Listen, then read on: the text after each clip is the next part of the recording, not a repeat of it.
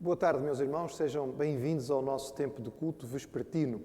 Nós esperamos que este domingo tenha sido um domingo abençoado para si e tenha podido participar connosco das várias atividades que tivemos online, que são aquelas que são, enfim, aconselhadas nestas circunstâncias. Nós vamos iniciar o nosso tempo, como habitualmente, em oração, cada um de nós pedindo a Deus que nos toque os corações e que também aceite de alguma forma o culto que nós queremos lhe prestar dentro destas circunstâncias que estamos a viver. E vamos então, com o nosso prelúdio musical, aproveitar para termos um tempo de oração silenciosa.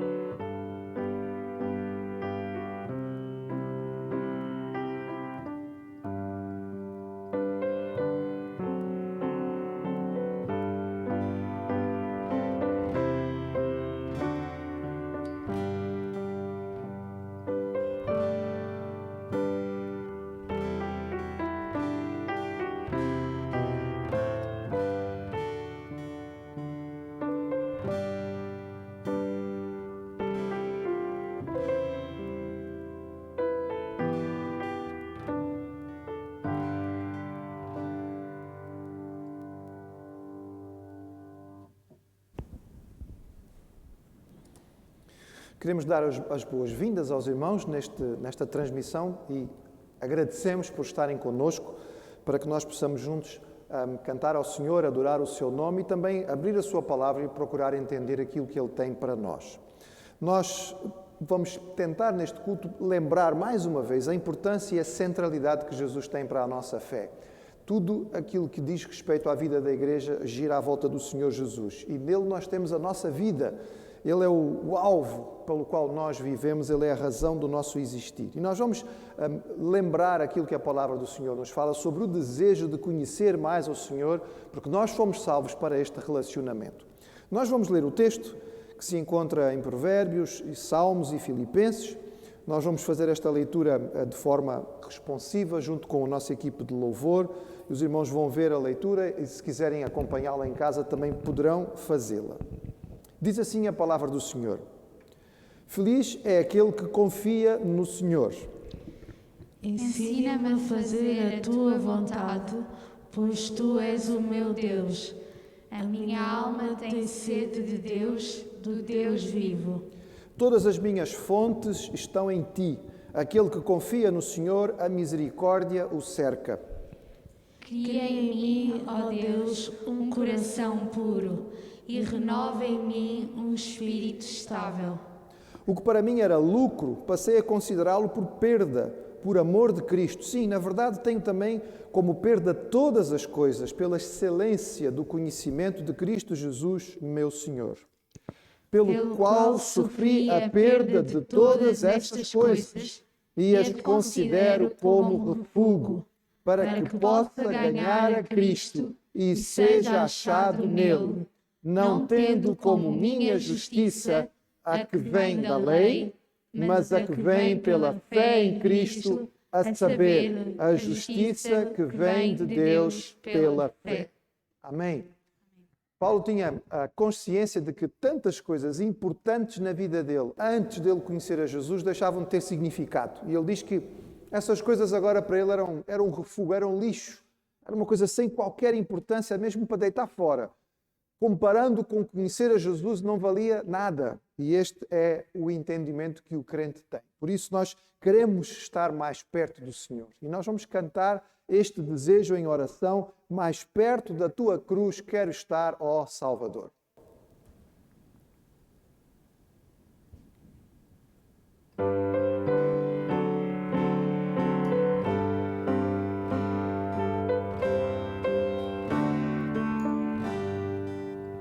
Meu Senhor, sou teu, tua voz ouvi a chamar-me com amor.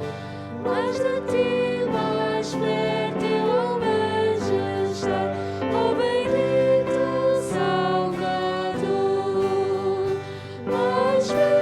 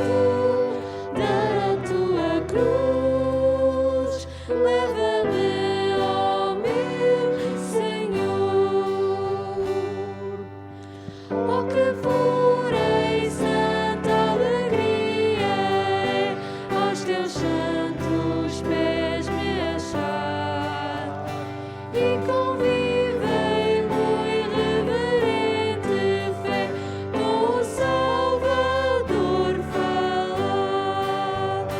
Mais perto da tua cruz quero estar, ó Salvador.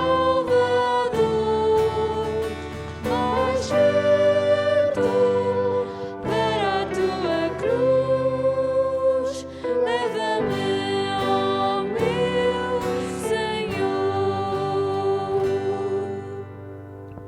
A palavra de Deus várias vezes faz uma comparação entre o conhecimento do Senhor e da sua palavra e coisas saborosas. Então, por exemplo, diz que a palavra do Senhor ou a lei de Deus é mais doce do que o mel, não é?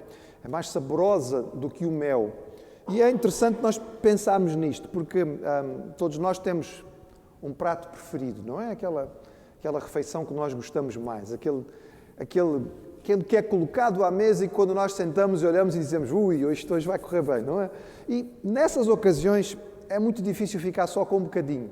Nós normalmente, mesmo sabendo que já foi suficiente a primeira parte, nós queremos mais, porque é tão bom, a experiência é tão saborosa que nós queremos repeti-la.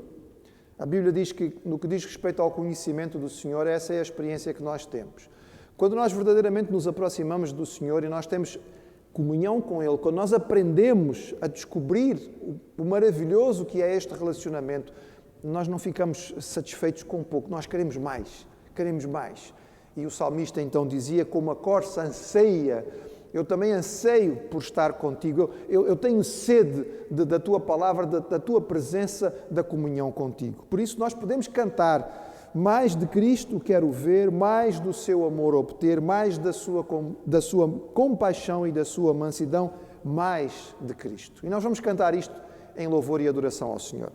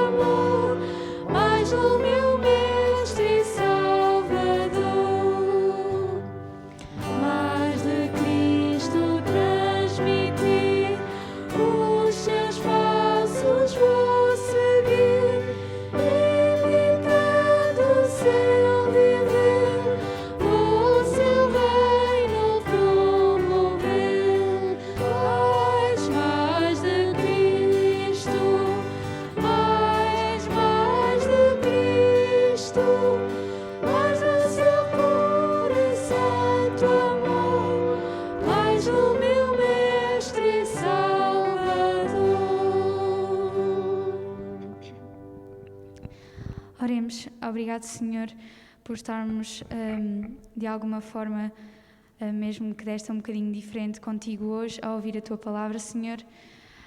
Senhor, em especial te peço por todas as pessoas que estão doentes neste momento, também por todos os médicos e auxiliares de saúde que neste momento estão a trabalhar para que esta pandemia possa passar, Senhor.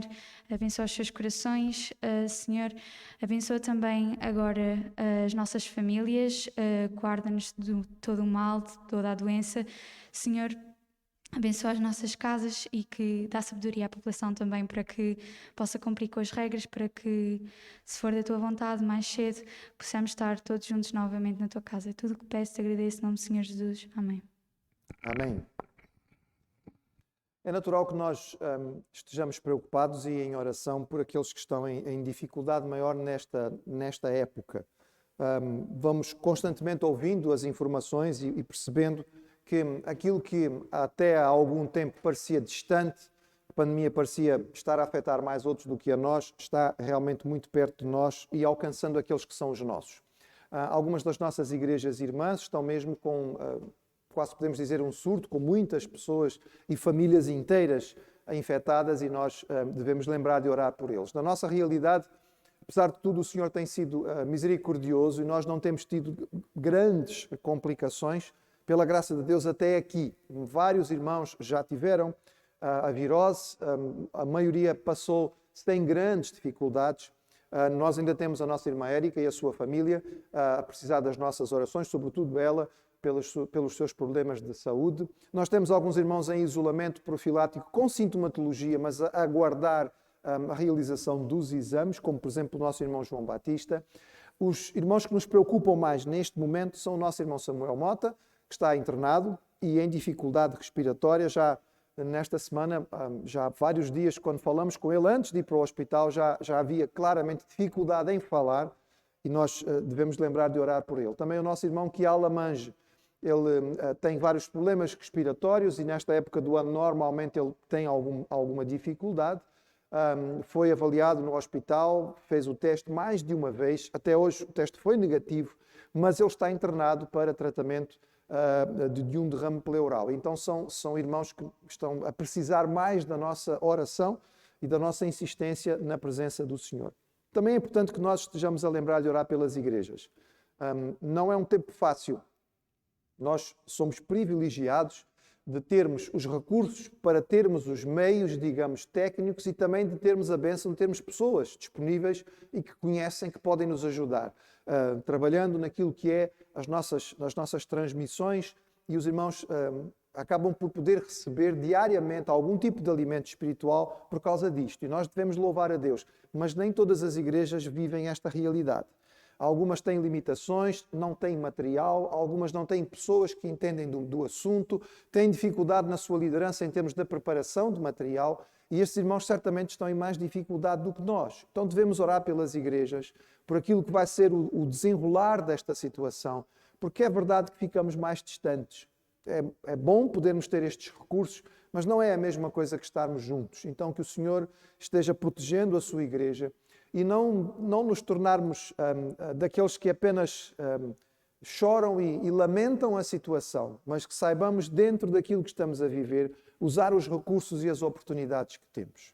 Eu vou pedir ao nosso irmão Ricardo Monteiro que possa nos dirigir nesta oração, pedindo ao Senhor que esteja com os nossos irmãos doentes e que abençoe a sua igreja e tenha misericórdia do nosso país.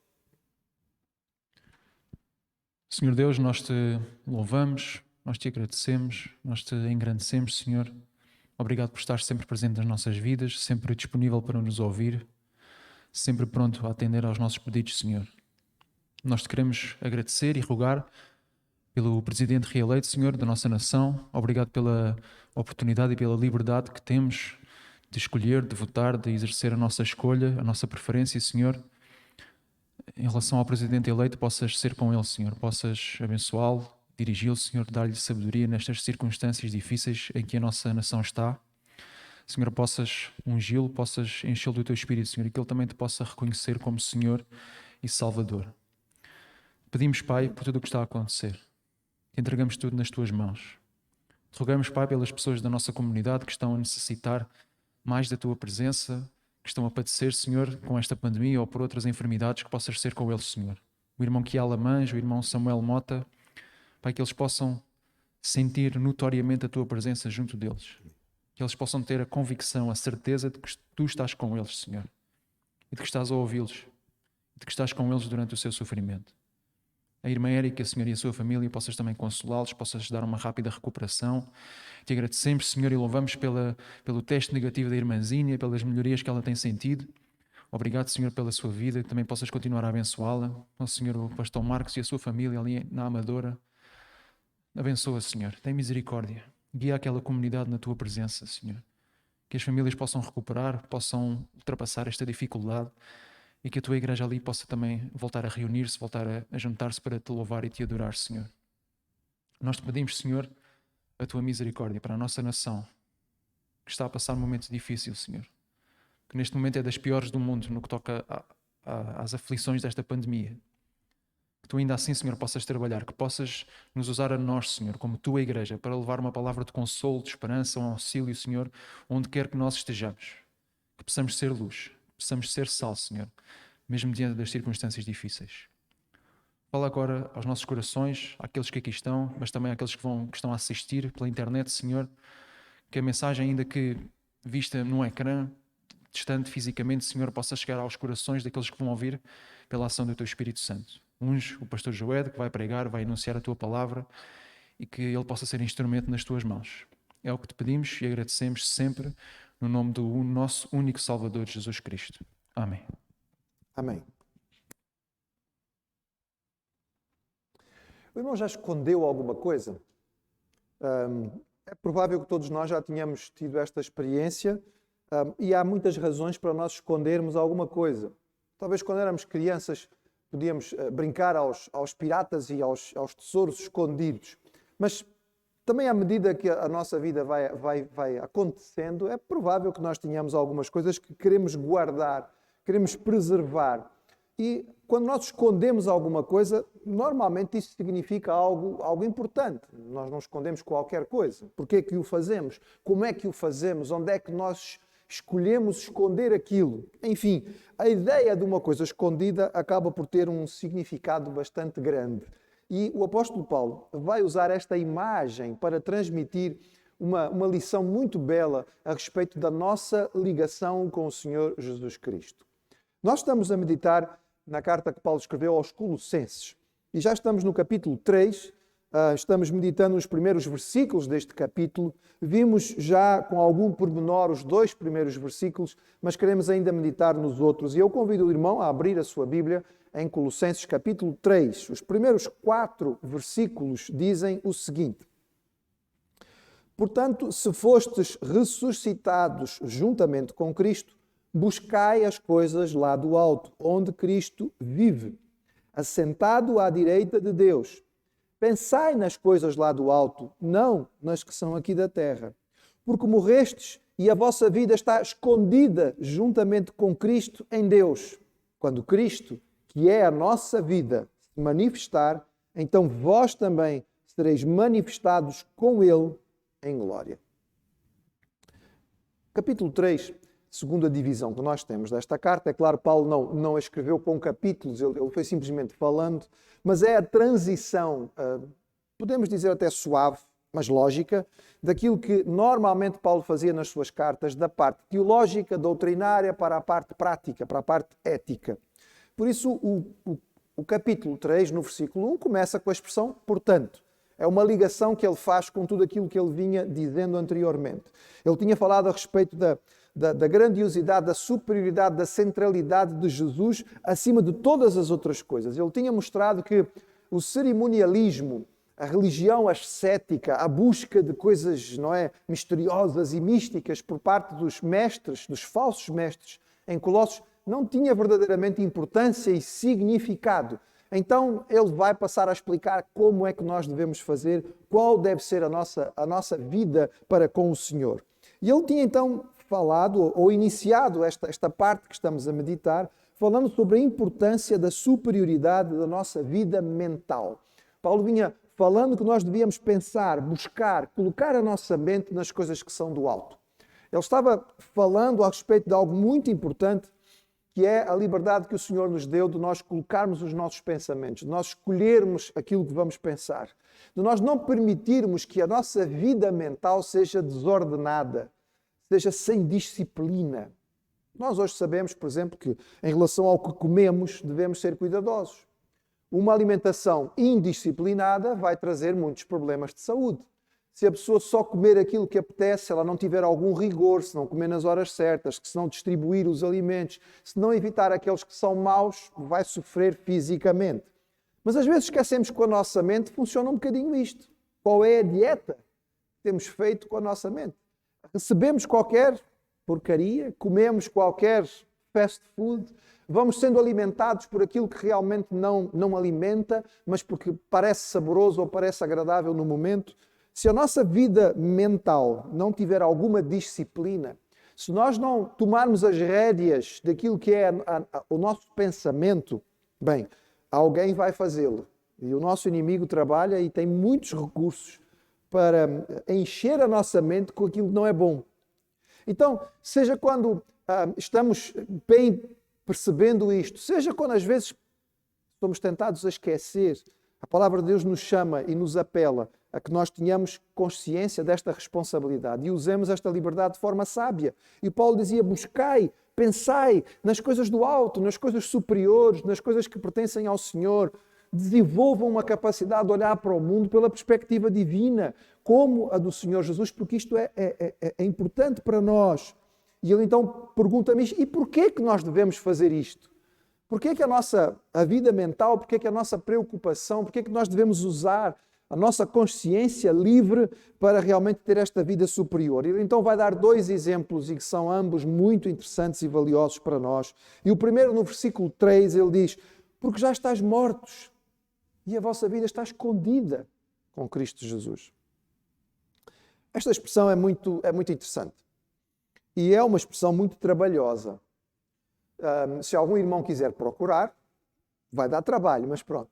Aquilo que os intérpretes dos vários comentários bíblicos falam sobre isto, vai encontrar uma panóplia de possibilidades diferentes muito grande. Porque é difícil saber exatamente o que é que Paulo queria dizer com esta ideia.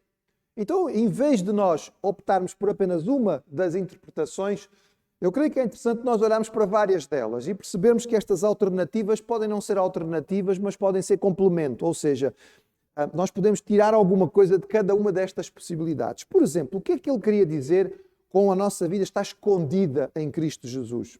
Bem, talvez ele pudesse estar a transmitir a ideia da diferença da vida espiritual. Nós sabemos que as coisas do Senhor só são perceptíveis através do Espírito. Era muito interessante, lembro-me, a minha mãe me dizia isto muitas vezes, era tão bom que quando alguém se convertesse, acendesse uma luzinha na testa, que aí tínhamos a certeza de que era salvo, era crente, não havia dúvida. Mas não acontece isto, não é? Quando alguém se converte, a conversão é interior. É o novo nascimento, é espiritual. E nós não conseguimos ver uma diferença física. E aí, como é que vamos saber? Como é que podemos ter a certeza? Bem, a Bíblia diz, pelos frutos os conhecereis. Sim, é verdade. Mas também a palavra nos fala, e é o Senhor Jesus mesmo que diz, que haverá pessoas, quando Ele vier, que vão se apresentar diante dEle, tendo feito muitas coisas que pareciam boas. E Ele vai dizer, olha, vocês fizeram estas coisas em meu nome, mas eu não vos conheço. Então, não é tão fácil assim. E talvez a ideia que Paulo esteja transmitindo aqui seja esta, olha, a nossa vida espiritual está escondida no Senhor. Não é tão notória, não é fácil de se ver, não é? Ela é espiritual. Então esta ligação tem que ser feita com Cristo desta maneira. Mas talvez ele possa estar falando aqui a respeito da profundidade da ligação com Cristo. Reparem o que é que o versículo diz. Estais mortos e a vossa vida está escondida com Cristo. Ora, quando alguém morre, nós... na nossa tradição, na nossa cultura, nós utilizamos um caixão de madeira e depois esta pessoa bem, hoje em dia já muitos são cremados, não é? Mas em princípio é levado para um cemitério e é escondida. Nós não a vemos mais, não é? Porque morreu, não fica mais visível. Será que é isto que ele está a querer transmitir? Ele está a dar a ideia de que ao termos a experiência da salvação com o Senhor Jesus, nós fomos como que envoltos por algo diferente. E nós agora estamos ligados ao Senhor de uma forma tão intensa, como alguém que foi escondido na terra está separado, está morto com Cristo, já não é mais, não está mais aqui neste mundo, mas está separado para uma outra realidade. Pode ser que Paulo esteja a falar da estranheza do mundo. Nós vivemos neste mundo, estamos cercados por pessoas que pensam que falam, que fazem escolhas que são muito diferentes das nossas. Quando nós tomamos as nossas decisões, muitas vezes as pessoas à nossa volta não vão entender. Recordo-me, por exemplo, quando estava como médico nos Açores e a certa altura estávamos a terminar a nossa fase de estágio inicial e íamos entrar na especialidade. E nesse momento havia uma mudança significativa na vida material, não é? Ia ganhar 6 vezes mais entre dezembro e janeiro, porque deixava de ser um simples interno e passava a ser alguém da especialidade e, portanto, o salário era muito maior. Mas, no entretanto, eu informei ao hospital que eu estava a ir embora. Eu vou para a África, eu vou como missionário para a África.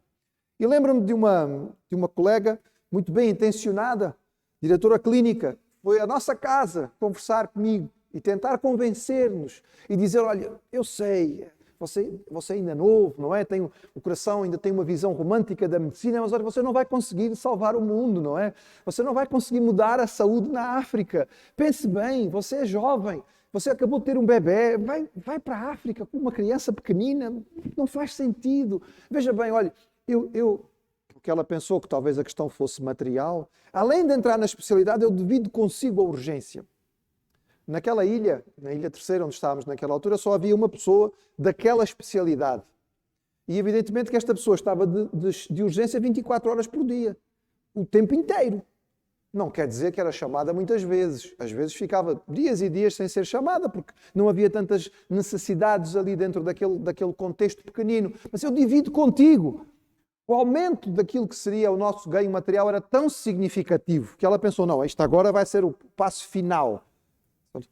Obrigado, colega. Obrigado pelo seu cuidado, pelo seu carinho, pela sua atenção, mas nós temos convicção disto. Preparamos-nos a nossa vida inteira para este passo. Não tem a ver com a questão material. Nós vamos porque nós entendemos quem somos. Nós fomos criados com este objetivo e nós vamos cumpri-lo. Ela saiu frustrada. Certamente sem entender aquilo que tinha sido feito. Como entender aquilo que o missionário faz? Ele sai do primeiro mundo e vai para o terceiro mundo e vai viver em condições difíceis. Como entender que o crente consegue ter paz no meio da tribulação? Como perceber que com todos os impostos que nós já temos, daquilo que recebemos, damos o dízimo, damos ofertas, ajudamos os outros, contribuímos para a igreja? Como perceber que numa vida de trabalho tão intensa, em que nós temos tanta coisa para fazer, ainda separamos o domingo para ir à igreja, para fazer atividades, para gastar o nosso tempo de lazer dentro de alguma atividade que é religiosa? E as pessoas olham e dizem, não consigo perceber, esta gente é muito estranha, porque aquilo que nós somos está escondido. Escondido. Eles não conseguem entender. Mas é também, irmãos, interessante olhar para esta ideia e perceber uma possibilidade de interpretação que é muito querida e talvez possa ser a preferida de muitos, talvez venha a ser a sua depois que eu sei a ouvir. Talvez Paulo esteja falando aqui de escondido no sentido da proteção, da segurança, da preciosidade de alguma coisa que é escondida. Por exemplo, uma coisa que se esconde são tesouros. Se nós temos alguma coisa muito preciosa em casa, nós não deixamos muito à vista. Nós arranjamos algum lugar para guardar aquilo, não é? Para que não seja de fácil acesso para ninguém, porque nós queremos que aquilo esteja devidamente protegido. Será que é isto que Paulo está a querer dizer? Olha, vocês não têm mais que se preocupar com as coisas do mundo. Agora a vossa mente tem que estar voltada para as coisas do alto. Porque é assim, a vossa vida, aquilo que vocês verdadeiramente são um tesouro precioso para Deus. E é tão precioso que o Senhor escondeu, guardou. Vocês estão guardados, vocês estão protegidos, vocês estão separados pelo Senhor e nada pode vos tomar. Lembramos as palavras do Senhor Jesus, quando Ele dizia que todos aqueles que o Pai lhe tinha dado, Ele tinha e nenhum ia ser perdido.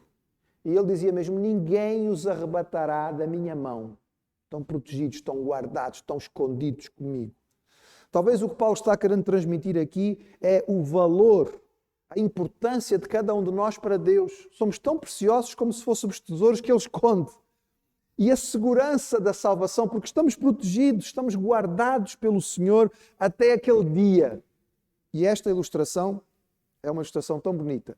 E nós certamente podemos guardá-la com carinho, porque ela enche o nosso coração. tão extraordinária, como a pérola de grande valor, como aquele terreno que tinha um tesouro muito importante. O Senhor fala da nossa vida escondida com Cristo, ela passa a pertencer ao Senhor. Mas também pode ser que Paulo esteja a fazer aqui um jogo de palavras.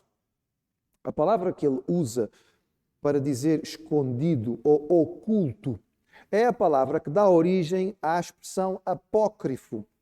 E, se os irmãos se lembram, nós já tínhamos mencionado aqui que os falsos mestres em Colossos valorizavam muito livros apócrifos. Ou seja, livros escondidos, livros de mistério, digamos assim, que não eram reconhecidos oficialmente pela Igreja. Estes livros normalmente eram livros que não tinham propriamente lições espirituais muito claras, eram livros misteriosos, com uma linguagem que não era fácil de discernir, mas esses indivíduos gostavam muito destes livros, porque estes livros lhes permitiam muitas interpretações, e o facto de eles conseguirem entendê-los, entre aspas, significava que eles eram mais espirituais e mais capazes. E Paulo diz assim, olha, estes indivíduos, eles valorizam muitas coisas escondidas, não é? Os livros ocultos. Nós mesmos estamos ocultos no Senhor. Nós fomos guardados por Ele. Nós é que somos aquilo que Ele separou e que Ele valorizou. Então, olhando para este versículo e para esta ideia, nós percebemos que imagem tão bonita. Seja qual for o sentido ou os sentidos vários que Paulo queria dar aqui, nós temos uma revelação rica. A nossa vida, a nossa salvação estão seguras em Deus, que é o autor da vida. Ele nos chamou, Ele nos salvou e Ele nos preserva, ou seja, Ele nos guarda. E isto deve encher o nosso coração de gratidão. Nós, como evangélicos e como batistas, defendemos a segurança da salvação. Nós queremos que a nossa salvação depende de Deus, não de nós. Se ela dependesse de nós, nós eventualmente poderíamos perdê-la. Porque, mesmo depois de ser salvos e andar com o Senhor, podemos fazer coisas que não são corretas e que entristecem o coração de Deus. Mas assim como nós não podíamos ganhar a salvação, nós também entendemos que o preservá-la não está em nós. É o Senhor que guarda, é o Senhor que preserva e por isso nós acreditamos na garantia e na certeza da salvação. Isto nos dá um sentido de gratidão e isto nos leva a um sentido de obediência. A obediência que o crente deve ter e a obediência que é ensinada na Bíblia é uma resposta ao favor de Deus e não um meio para obtê-lo. Vou repetir que é para a gente guardar bem, não é? A obediência bíblica que a palavra nos ensina é uma resposta à graça de Deus, não um meio para obter a sua graça. Esta é a grande diferença que existe entre aqueles que creem na salvação pela graça, por meio da fé, e aqueles que acreditam na salvação pelas obras. Eles acham que a obediência é o meio para poder alcançar a salvação. Nós entendemos que a obediência é a resposta à salvação que nós já recebemos. E por isso a nossa atitude, a nossa posição é diferente. E Paulo continua, e no versículo 4 ele vai usar outra imagem muito forte, que é muito significativa, e esta é riquíssima para todos nós. Ele diz assim, quando Cristo, que é a nossa vida, se manifestar, então também vós vos manifestareis com Ele em glória. Um único versículo, uma única afirmação, e tem aqui uma quantidade de doutrinas diferentes mencionadas. A primeira doutrina que nós percebemos claramente quando lemos este versículo é que ele está a falar da segunda vinda de Cristo. Não sei se os irmãos já repararam quantas vezes o apóstolo Paulo fala da segunda vinda de Cristo. Ele vivia na expectativa da volta de Jesus. Isto faz diferença, irmãos, porque uma das bases da ética, e ele entrou na segunda parte da carta, que é a parte da ética, uma das bases para a ética cristã é a noção da vinda do Senhor Jesus. Ele mesmo ensinou isto. Por exemplo, as várias parábolas a respeito dos servos. Lembramos uma, por exemplo. Jesus contava a história, dizia, o Senhor tinha vários servos e ele foi fazer uma grande viagem. E ele então deu responsabilidades aos seus servos. Distribuiu talentos, ou deu, não é, trabalhos administrativos aos seus servos. Mas o Senhor ia voltar. Os servos não eram donos, eles eram só administradores, eram mordomos. Eles tinham que trabalhar, mas tinham que saber que o Senhor ia chegar mais cedo ou mais tarde.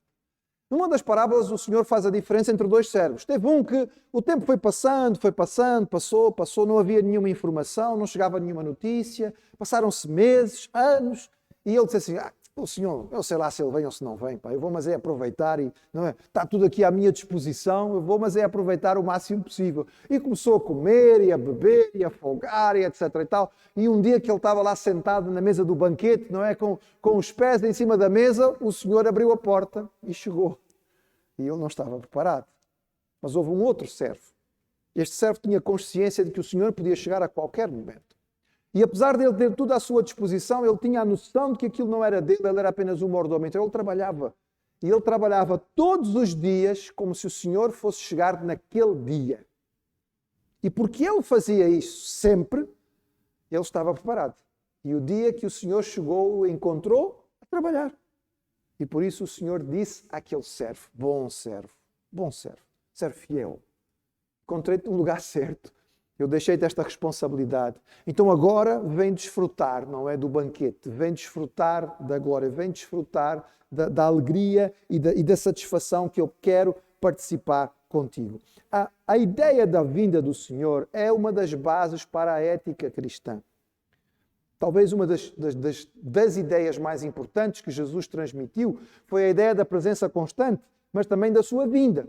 Então, quando nós juntamos estas duas coisas, eu tenho consciência de que Deus está vendo e eu vivo na sua presença. Princípio da sabedoria, o temor do Senhor, a consciência de que estou na presença de Deus. E, por outro lado, a certeza de que Ele vai chegar a qualquer momento.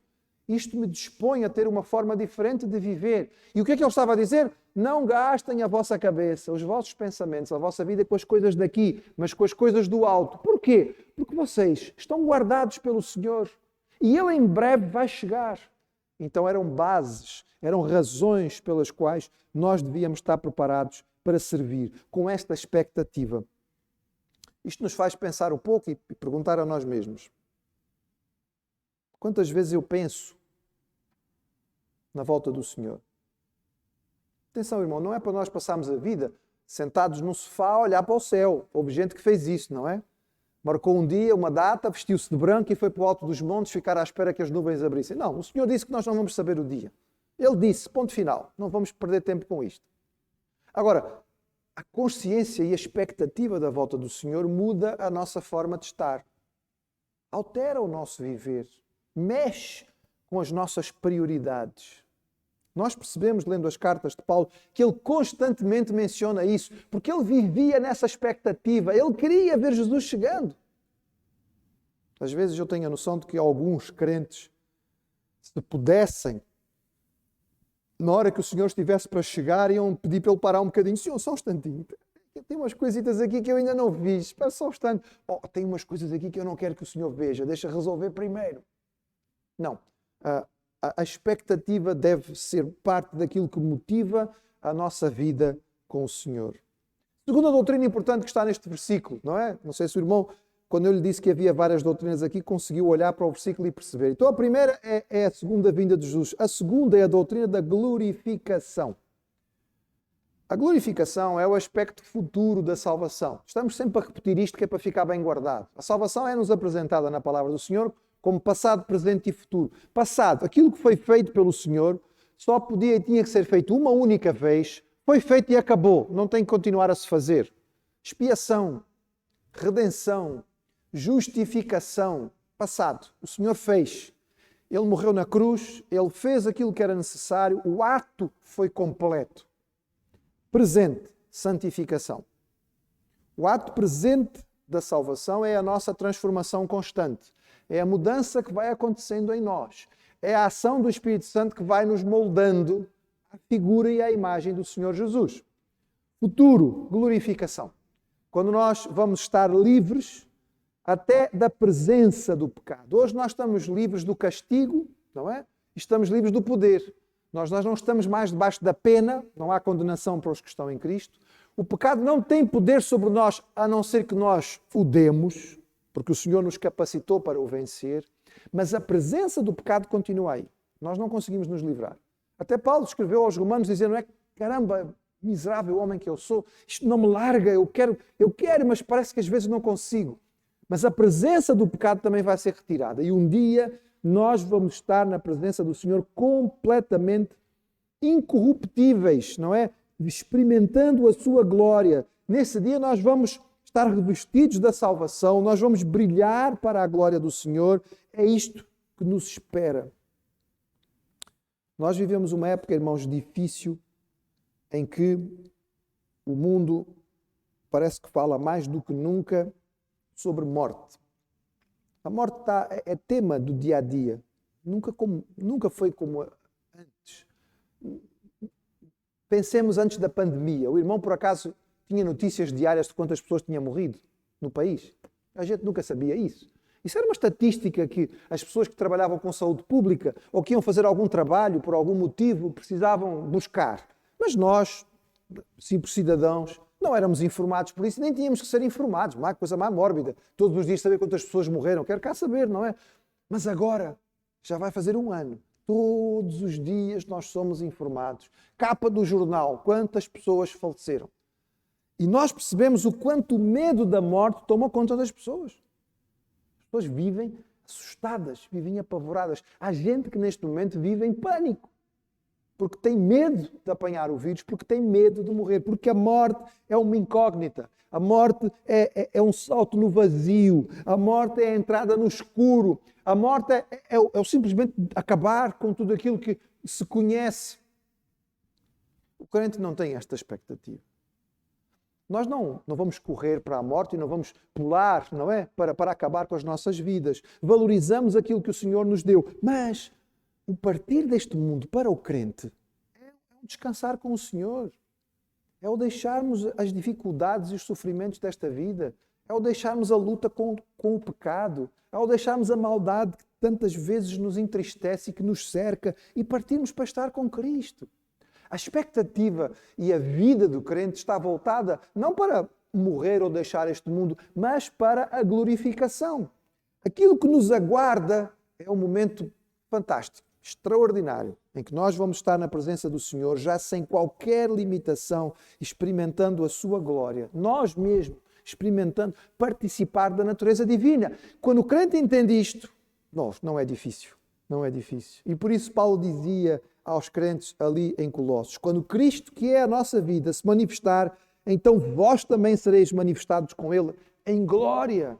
Olha, irmãos, isto é motivo de aleluia, né? De louvar a Deus, de cantar, porque isto é aquilo que nos espera. Mas eu quero ainda que os irmãos olhem para este texto e percebam algo magnífico que Paulo diz aqui, que é um tópico que Paulo repete praticamente em todas as suas cartas. Ele diz assim: quando Cristo, na nossa Bíblia, não sei como é que está na sua, na minha está assim, quando Cristo, vírgula, que é a nossa vida. Cristo, a nossa vida. Que coisa extraordinária. Cristo. Que declaração profunda, irmãos, e expressa por Paulo em outras cartas de forma tão direta. Vamos lembrar apenas algumas. Gálatas 2:20. Paulo dizia assim numa das suas primeiras cartas: já estou crucificado com Cristo e vivo não mais eu. Cristo vive em mim. E a vida que agora vivo na carne, vivo pela fé do Filho de Deus, o qual me amou e se entregou a si mesmo por mim. Esta era a consciência de Paulo.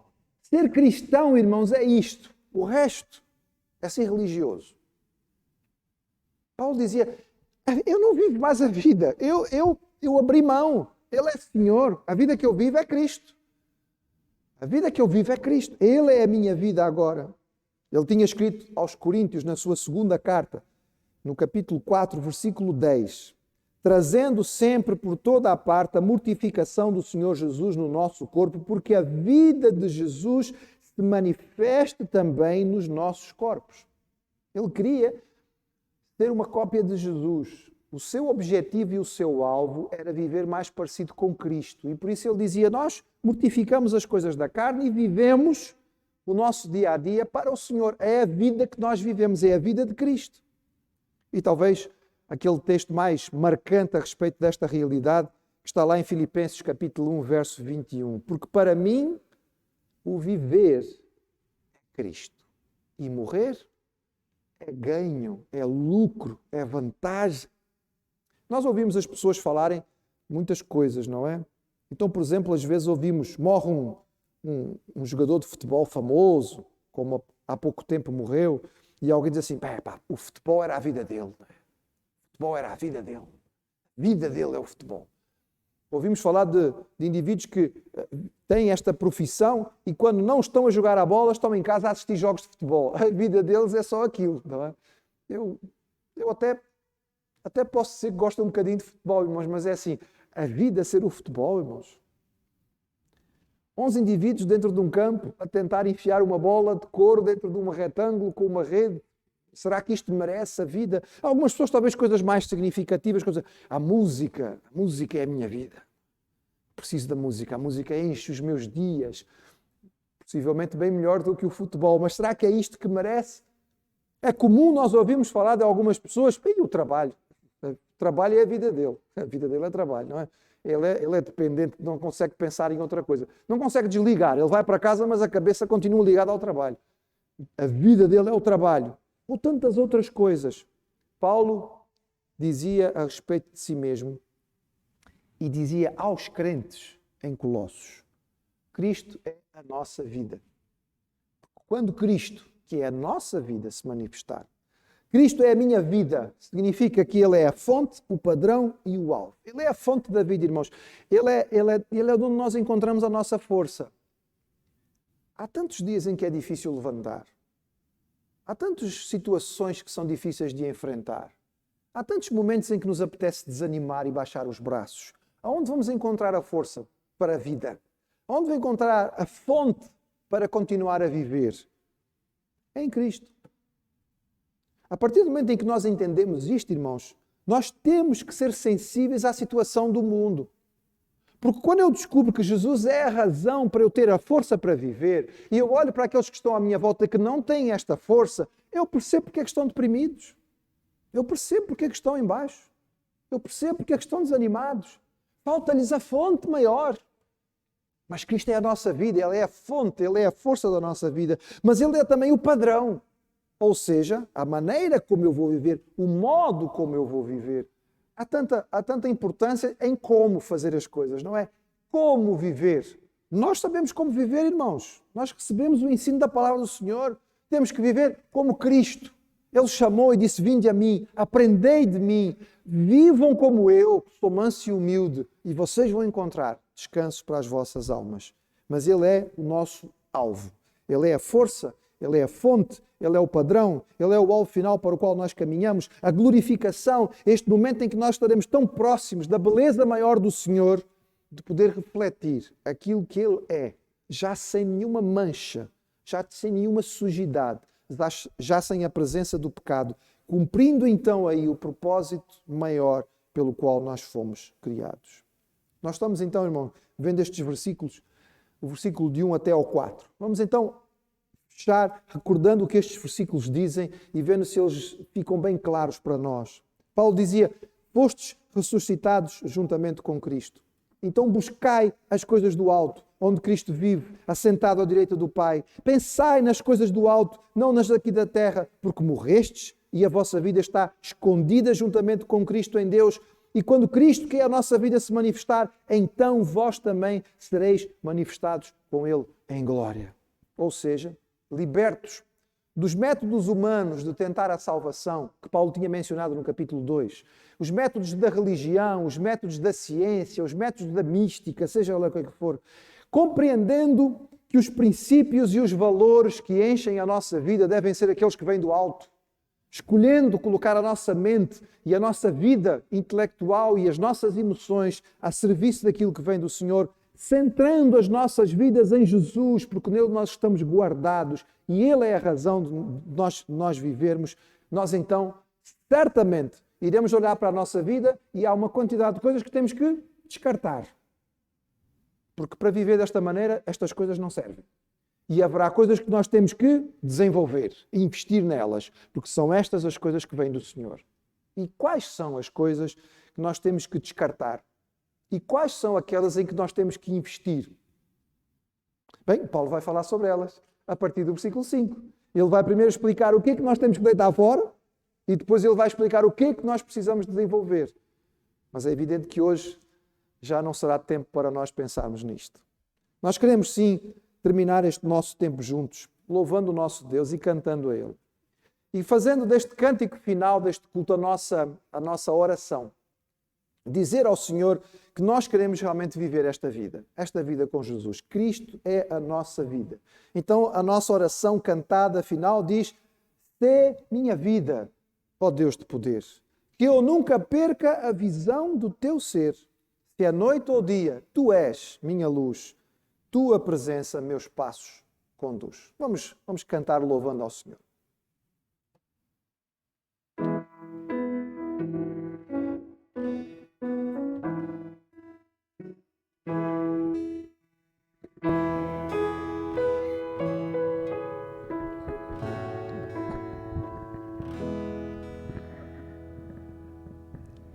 Sê minha vida, ó Deus de poder, que eu nunca perca a visão do teu ser. Se noite ou dia, tu és minha luz, tua presença meus passos conduz. Sê minha fonte de todo saber, pois a verdade eu desejo aprender. Eu sou teu filho, ó Pai sem igual, em minha vida, Senhor divinal. Ó soberano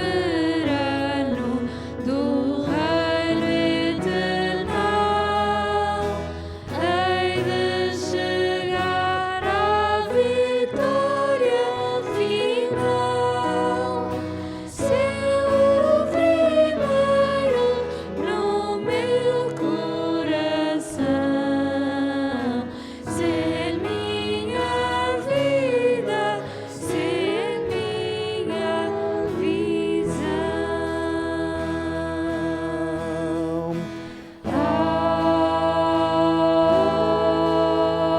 Amém.